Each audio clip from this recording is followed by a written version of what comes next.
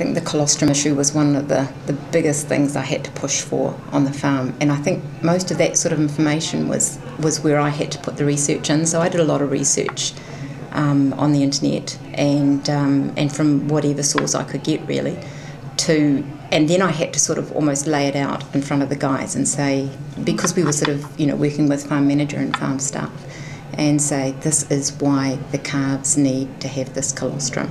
And it was a battle, and then they finally took it on board, and so we worked on the process that it really was an eye assessment, and I had to rely on their judgment a lot as to whether they felt the calf had colostrum, because with that many calves I couldn't tube. I wasn't prepared to tube everything that came into the shed, but I did tube the ones that I thought needed it.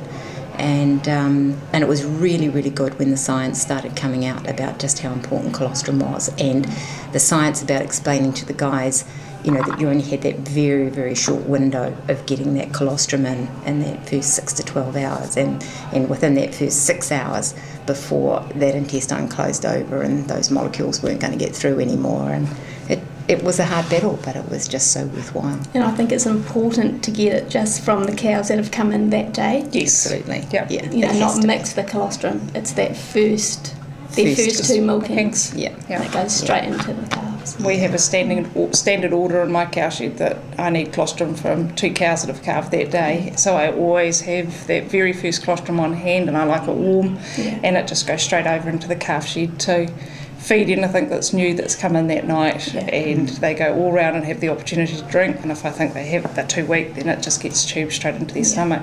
And that's on top of dealing with them in the paddock or monitoring the calving paddock, so anything that's had a hard calving just gets tubed straight down in the stomach, and it just makes all the world of difference. All the difference.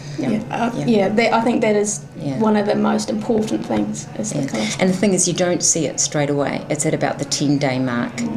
You tell. It's at 10 days they'll either make it or they won't make it, and it's also a factor even down in the paddock after they've had if they've had a hard calving, if they're cold, you get that warm colostrum, so it's actually a warmth factor as well. Like it's a double whammy of getting calves up and running. You must notice that a lot in the South Island. Yeah, we do. If you've had particularly bad weather, as soon as they're on the ground, if it's a really cold, sleety day, we'll just pick them straight up, and we always have colostrum. We'll keep colostrum left over, and I'll just tube feed them or bottle. I don't like tubing too much, but I'll... If they drink, it's the best option. If they suck and use the saliva, it's way better than tubing. Though in saying that, if the calves are good and healthy, I'd rather leave them on.